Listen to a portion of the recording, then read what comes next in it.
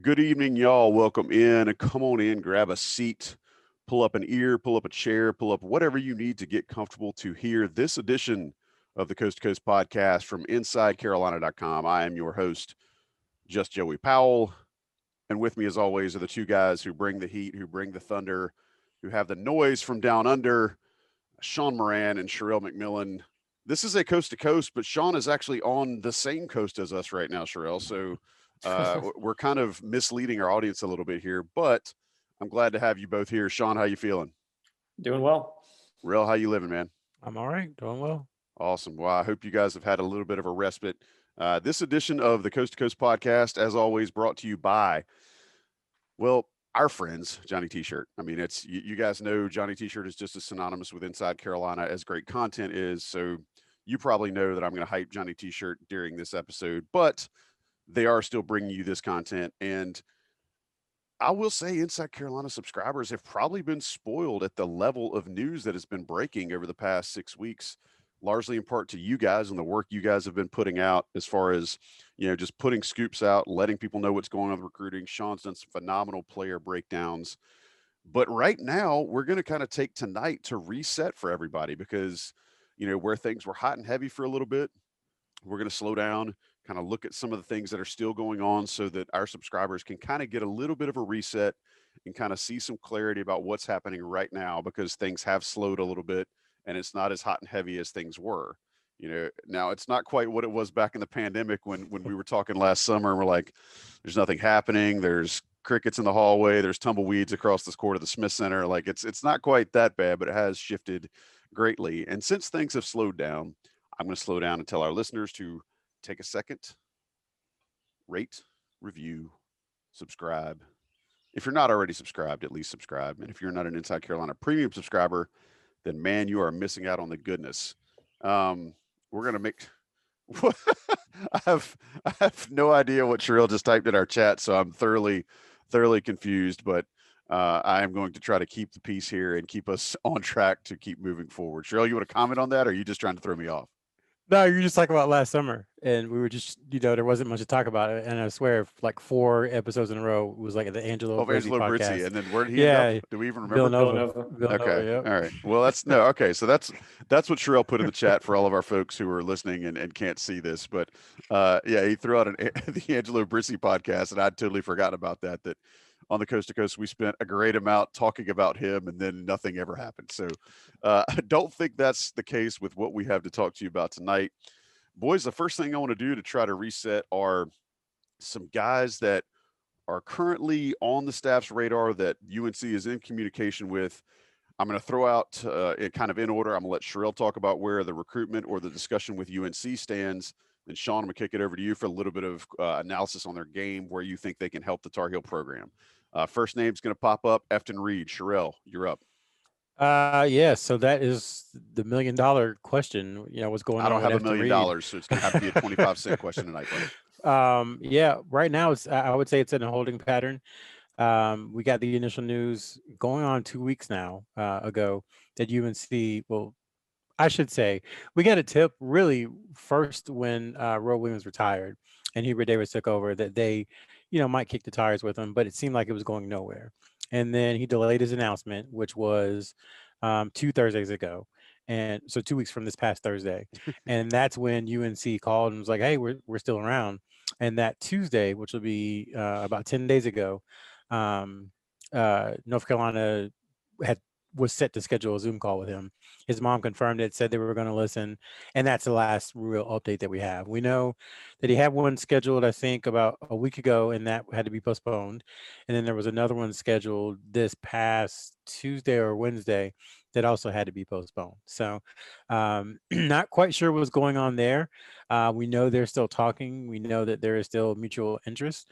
But beyond that, his recruitment has been very, very quiet. So I don't expect many updates as it concerns him. But we are operating under the assumption that he has an offer. They wouldn't be talking to him this late into his senior year if he didn't. And so that's kind of where things stand, trying to see if they're going to be able to set up a Zoom call, and then when is he going to try to make a decision? We're in May, but frankly, he doesn't really have to make a decision Right. for a while. So is he going to wait it out and see how things go. Could it be a situation where he waits until June and takes an official visit to UNC? We don't know. All right, and just to reset with everybody, his top schools are, I know LSU, I think Florida State was in there. Who else? Pittsburgh is in there. Okay. Ohio State was, but they've since taken another center, so I think Okay. they are out of scholarships. So it looks like LSU, Florida State, and then perhaps Pittsburgh as well. Okay. All right. Good reset. And Sean, Efton Reed, would fill that void that Inside Carolina subscribers have been talking about on the message boards. We've talked about it in various circles on various podcasts about having another man to play the true five. How do you feel about Efton Reed's game? Well, 6'11", 245. First, it's an interesting mix of schools with LSU being in there. We've kind of seen what they've been able to do lately, especially in the transfer market. But in terms of his game, I mean, yeah, he would be a true, the true big. Right now, once again, we always say we're assuming. So let's assume that Armando comes back, and you're playing really with three bigs, which to me is the perfect amount that you want to play with. And I still think McCoy can switch in between positions when he needs to. But here you'd have a guy that, would be able to give, I think 10, 12, 15 minutes.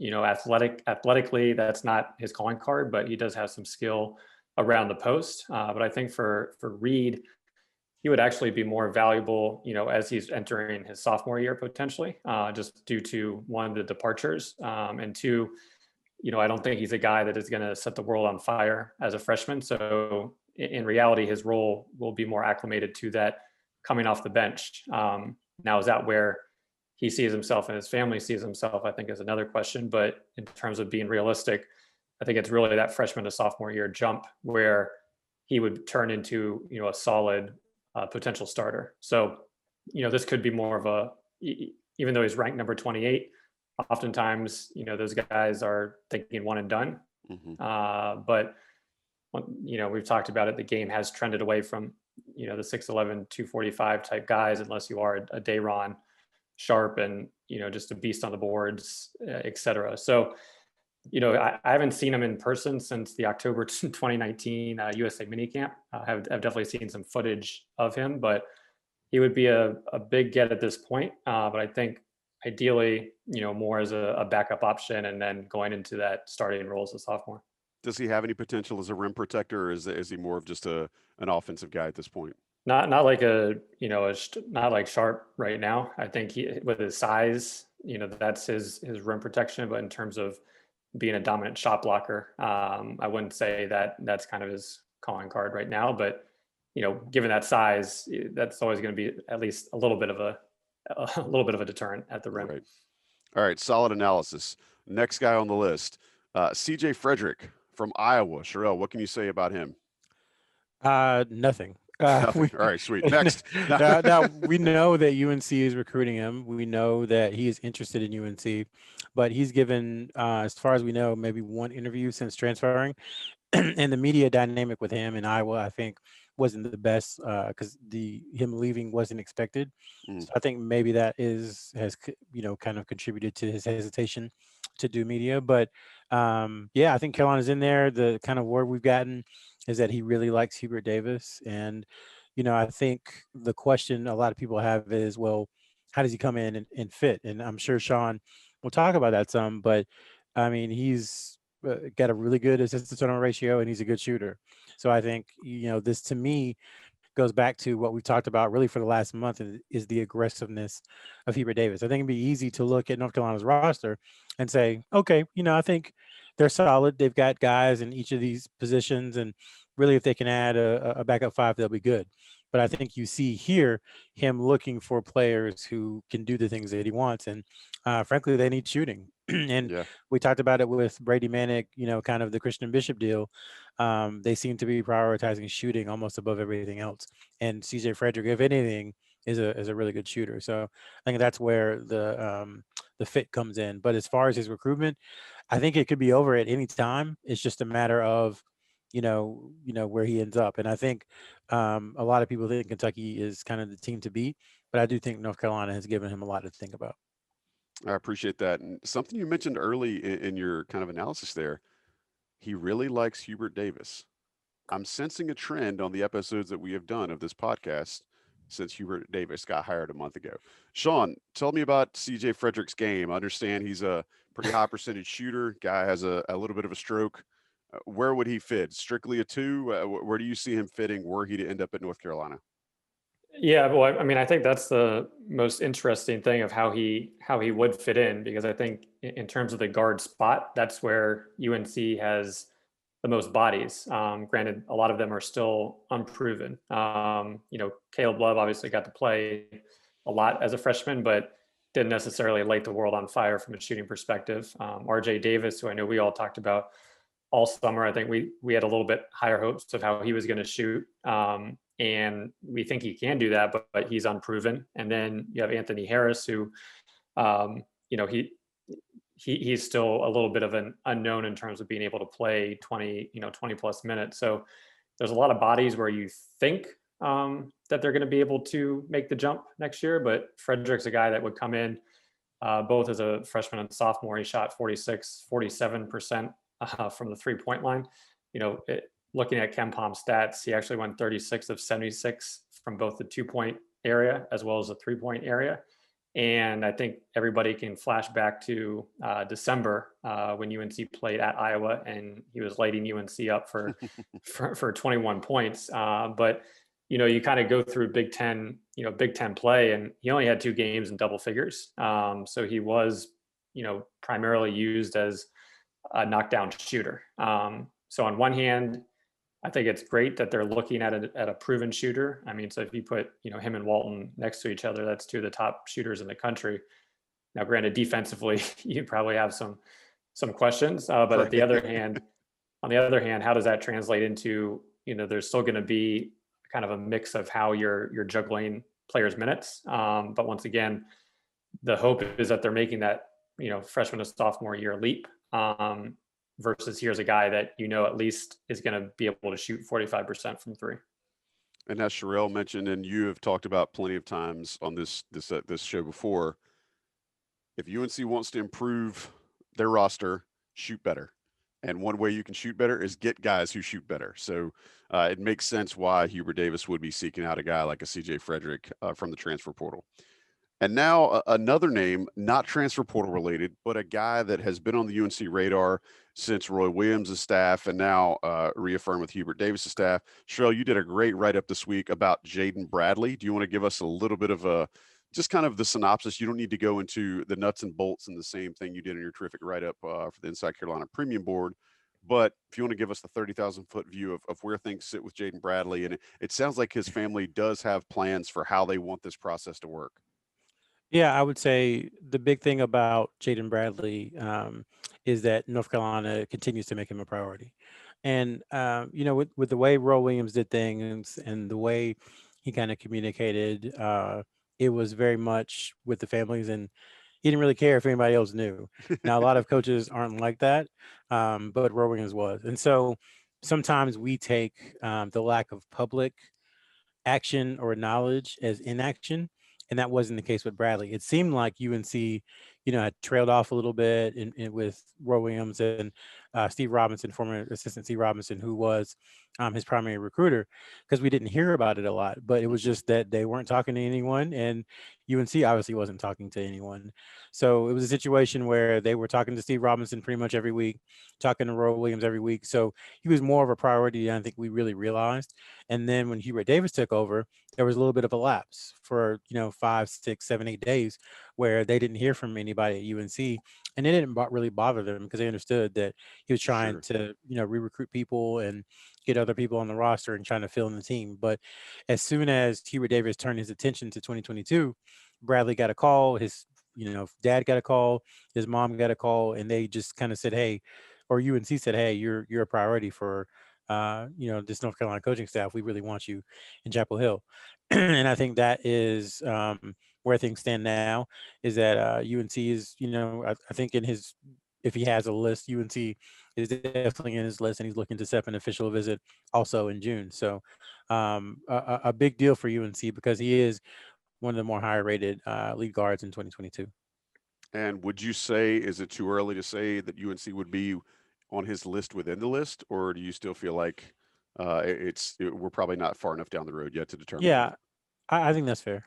Yeah, for All sure. right, Sean, give me a Jaden Bradley what's over about his game as a lead guard. Yeah, I mean, before he transferred to IMG, he was the top rated player in the class of in North Carolina for the 2022 class. Currently ranked number 15, which is a slight drop off from where he was earlier, when he was kind of hovering around number 11, 12. He was the second player in the class offered by Roy Williams. But in terms of his game, once again, I think in transition is where he is currently most comfortable.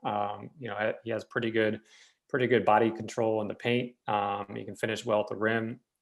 I think adequate outside shooter is kind of fits him. I wouldn't say a great shooter yet, but he definitely has the ability to hit from outside. And I think he's most comfortable using really this left-handed hesitation dribble, to get really freeze defenders and get them off balance. But here's a guy, a 5-star. I think going into the AAU period of we've seen him at a high level at IMG, but now going into the AAU period, playing with Team CP3, of seeing, is he really truly a legit top 10, 15 5-star. So I think that's the question. And with if that is the case, then obviously comes the G League, which will be probably recruiting him as well. So I think this, in terms of Bradley, serves as an interesting case for how North Carolina will approach kind of the five-star guys. But in terms of his game, he's obviously ranked pretty high, but I think it's still wanting to see a little bit more of what he has to offer going forward.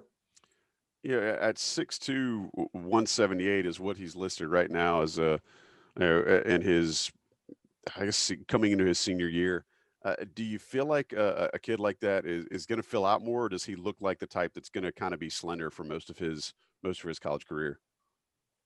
Yeah, I mean, I think when I saw him, once again, last time I saw him in person, which was a while ago, but he did seem to play bigger than the 6'2". But at the same time, in terms of size, I think you probably have another maybe 10 or so, 10, 15 pounds maximum. But I think he's going to be, he's not going to be a guy that's blowing you, kind of a Davion Mitchell. It's just a kind of a bull like that. But he's going to be a guy that's very smooth and can use a mixture of his size and ball handling ability to get people off bounds. Yeah, and he's built fairly decently, I would say, for someone his age. Like, he's got good size, and I think if he's 178, there's a lot of muscle in that 178, because he doesn't look super slender. For the times I saw him about 3 weeks ago, I guess, and he definitely has a size to him. And then Sean was talking about smoothly. His nickname is Silk, and it's for that reason. I think when we first saw him, it was just really the playmaking ability that he had for others. I mean, we're talking about, we say like, oh, true point guard doesn't exist anymore. It's a lead guard. I would call him more of a true good old fashioned point guard. And talking to his dad, he did say that Jaden had kind of old sensibilities, which I think is good. It's something we talked about with Cole Anthony, not comparing the two, but just the fact that he is a new age point guard with kind of 1990 sensibilities is how I would describe Bradley, because he does like to get his teammates involved, but I think he is capable of scoring. Outside shooting is definitely something that needs to improve, but he is capable of being a scoring guard. I don't think he necessarily wants to be a scoring guard at all times. Well, if his nickname is Silk, then I'm assuming it's probably not because his insert music is Freak Me. So, and there's your old soul reference too, by the way. All right. While I'm trying to derail this entire episode, I will take a second to give some love to our friends over at Johnny T-Shirt. As we were recording this on Sunday evening, May the 2nd at 8 p.m., there has been so much winning going on the UNC campus. Women's lacrosse, field hockey, tennis teams. I mean, just so much championship gold being lifted by these different programs. Why do I mention that? Because if you are a fan of any of those programs, Johnny T-Shirt has your gear for those programs. They will absolutely outfit you in whatever it is that you seek.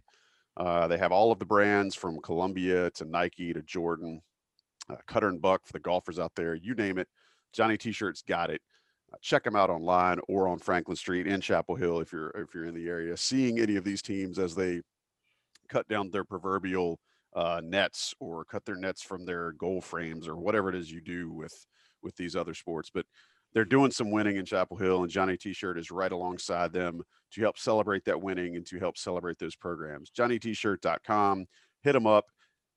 Premium subscribers know you get that extra 10 off the top, so use that dime as you see fit. And always, JohnnyT-shirt.com. Quick shipping, personable service, you name it. We love them. We want you to love them too because they love Inside Carolina. I'm going to take a quick pause, let the national guys inject their advertisements, and we will be right back after this break. Hang tight. What's good? We appreciate you sticking around. Part 2 of the Coast to Coast podcast this evening. I'm Joey Powell. With me, as always, Shirrell McMillan, Sean Moran, breaking down where things stand with UNC recruiting right now. Things had been going very quickly as the new staff got established, started reaching out, reaffirming offers, making contact with guys not only in the transfer portal but in high school currently. Things have opened up. Guys are starting to look at setting up official visits, and that's what we're going to get into next. A guy that we've talked about and we've tried to figure out which school he would be swimming with next year is Isaac Trout, our friend from Nebraska. We're not really sure where he's going to end up. Shirrell, you do think that he may try to set an official sometime soon?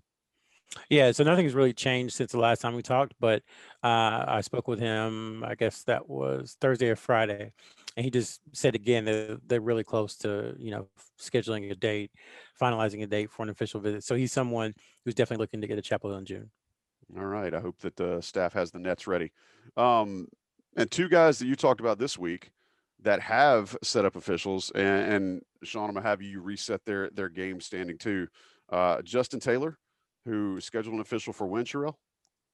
June 5th through the 6th. All right.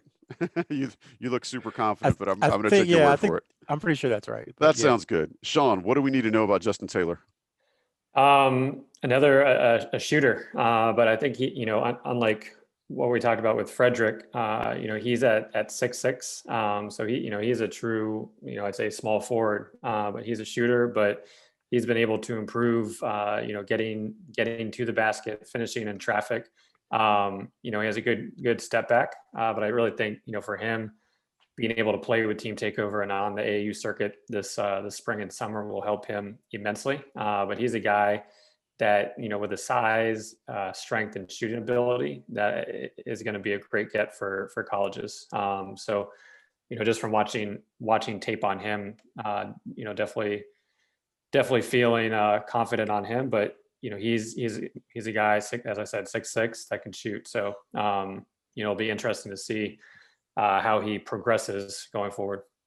Shirrell, he's from Charlottesville, and we've mentioned briefly on this podcast before. The conventional wisdom would be that he's going to end up at UVA. How do you feel like his recruiting's progressing? I think he's getting close. He talked about wanting to narrow his list down by June 1st. I think that could happen even sooner. And then he's mentioned his birthday is at the end of June. So he's mentioned possibly announcing a decision then. But I think this is a recruitment that will be over, by the time the live period starts in July, whenever that is. So I think he goes into full AAU season kind of committed already. That wouldn't surprise me at all, just because he seems like he has a good idea of the schools who are really interested in him and who are paying him the most attention. And I would say that's Virginia Tech, Syracuse, Indiana, and Carolina. He hasn't put out a top 5 or anything, but if I had to guess, that's what the top 5 would be. So we'll see what happens. And again, he's a kid who his entire high school season was canceled, and he played, I think, in one AAU tournament last summer. So reintegrating these past couple of weeks into basketball, into competitive basketball has been a challenge for him, but he said he's definitely up to it. So looking forward to seeing more highlights from him and seeing how the official visit goes in a month. Sure. 4-star kid, top 60 nationally by 24/7 Sports. And yeah, it does sound like the timing is really good for UNC to be getting him on campus if he's trying to really expedite things towards the finish line. And the last guy who's probably gotten the most run outside of the venerable Angelo Brizzi, Deontay Green, who we've talked about quite a bit here. Talked about him a lot, I think, in our last episode. He has actually set an official now that recruiting starting to open back up. Sean, one more synopsis of Deontay's game for everybody listening. Yeah, we've talked about Deontay a fair amount, I'd say, the last few months, and I know Shirrell got to see him in person, and I think dispel maybe some of our biggest concerns, which centered around the athleticism. But for him, he's got a good touch for his size, ability to run the floor, and is kind of one of those long, lanky bigs that you would see has had success with in the past. But I think for him, the biggest question mark was athleticism and explosiveness. So I'm not willing to say that's been fully answered, but I definitely, in terms of what Shirrell saw in person a few weeks ago, that seems to be progressing. So if you can combine some improvement in that area with the shooting stroke, I think he could definitely be a great one to hopefully lock in early, just given the size and then the kind of the baseline that gives you for the class to maybe straight go out for another some higher ranked players as well. And Shirrell, once again, top kid in his class, number 65 nationally, from the beautiful town of Swannanoa and Asheville Christian Academy. Where do you feel his recruitment is as far as a timeline goes? And again, key for Hubert Davis and the staff to get him on campus, but where do you feel like he is on his timeline of his recruiting calendar? Yeah, I feel like this is similar to Taylor. I think by the end of June, I'd be surprised if he didn't have an announcement. I think he has a good idea of the schools he's really interested in, and we'll see him, set up a couple more official visits, and I think he'll go ahead and announce something. I think North Carolina's in pretty good shape. They've got right now they have his first official visit. We'll see if he schedules something the weekend before.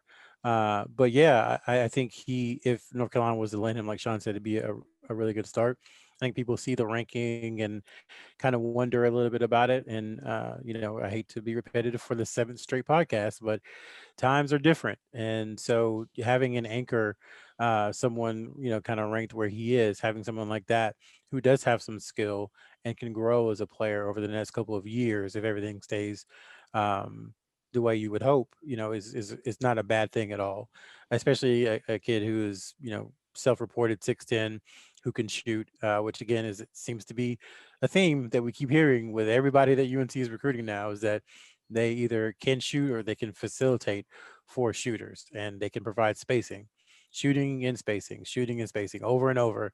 Every interview we do, everyone we talk to, is always brought up. So I think that's a great thing for UNC with Green. And then, his athleticism, he's not a bouncy kid. He's not someone who's going to be jumping out of the gym. He's not, kind of a physical freak like Dave Ron Sharp. He doesn't have those qualities, but I do think he has the correct mindset. And I do think, as far as rebounding and physicality, those are going to be things that he has to improve. But overall, I think he's a good, solid player. It would be a really, really good foundational piece for UNC in 2022. And if anything, I think you guys have done a great job in contextualizing what that means. Whereas to now, there are so many options for players coming out of high school. We've talked about the G League's opportunities now. There are these two other startup leagues that are going to be on the horizon and moving closer and closer. And there's just more chances for players as opposed to just going straight to college. And the demand from North Carolina and having to recruit only 5-star kids and only pick kids that are in the top 25 or the top 50. You guys have done a great job of putting into context that, hey, getting a kid that's somewhere between 40 and 75 that's going to be on your campus for a little while that you can build around. And to use Hubert Davis's words from his opening press conference, to unpack their bags a little bit, that may be the play for UNC moving forward. And I think you guys have done a great job of laying that out. So thanks for resetting that for our listeners. All right, fellas, we've gotten through the list. Is there anything else that we need to touch on before we go? Sean, do you have 2 pennies for me? I think it'll be interesting to see how the staff is monitoring the AAU tournaments going on. Normally we'd be probably have finished up the two spring live periods, but really over the last 3 weeks, if you're on Twitter or anything, you've seen the amount of tournaments that have been going on, and really there was a big one in Indiana, Fort Wayne, this past weekend, but 2 weekends ago, it seemed like everybody was playing in a few of these tournaments.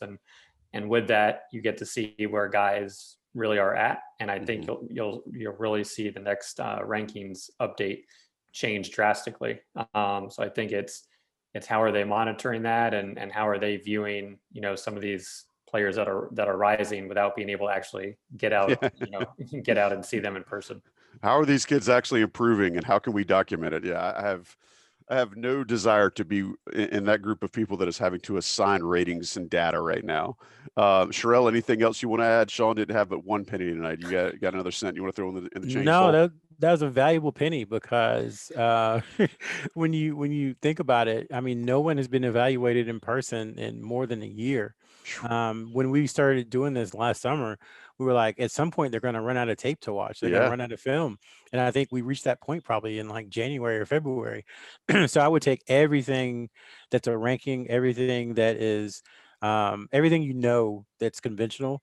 I would take it with a grain of salt as you head into June and July, because like Sean said, all this stuff is going to change. Kids have grown and matured and gotten better or worse over the last 16 or 17 months. And I just don't think you can look at something that was someone that was evaluated or rankings that were done in, February of 2020 and give them any value considering everything that's happened. So I think it's gonna be a huge shakeup. I mean, there might be guys who were ranked 90 who will be in the top 10, and guys who are in the top 10 who might be in the top 50. So I would urge everyone to just kind of follow what UNC is doing to see who they want, and maybe get away from the rankings for this class. And then maybe in 2023, to some degree, you can say, okay, they've had another year to evaluate. The evaluators nationally are back and have a better understanding of these kids. But 2022 it's going to be kind of a crapshoot, I think, because Well, inevitably so you much has always have. changed. Yeah, well, inevitably you also have the one or two kids in each class too that has like that the AD jump, right? Where you Right. go Yeah. from, a 6'3" kid to 6'9" or 6'10" or whatever it was in one summer, and go from being a ball handling point guard to playing in the post, which throw that in there too. And it's not a good recipe for data assignment. Yeah, you have And Mitch McGarry who like comes from Right. nowhere, from out of the top 300 to number 2 in the class within like 2 months. Yeah. It happens. So and then falls out of the top 20. Right. yeah. Right. Thanks for putting the bow on that story, Sean. All right, guys, we appreciate you as always. Sean and Shirrell, you guys always step up to the plate and knock the old baseball out of the park, which is a terrible analogy for a basketball show, but it's the one that came to the front of my mind. So I guess folks will just have to go with it. But we appreciate you guys being here as always. Thanks to our listeners, subscribers, viewers on YouTube, everybody who's taken us in tonight. We appreciate it. Hope you will continue to listen, subscribe, rate, review, all the good stuff. Make sure to let us know what you think about the work we're putting out, because we appreciate you being here. And we want to make sure that we are living up to your expectations of Inside Carolina and all of the content that Inside Carolina generates. Also, major love to Johnny T-Shirt for sponsoring, to John Siegley for producing. I am just Joey Powell, but for Sean Moran and Sherrell McMillan, we'll talk to you next time. This has been the Coast to Coast. Late.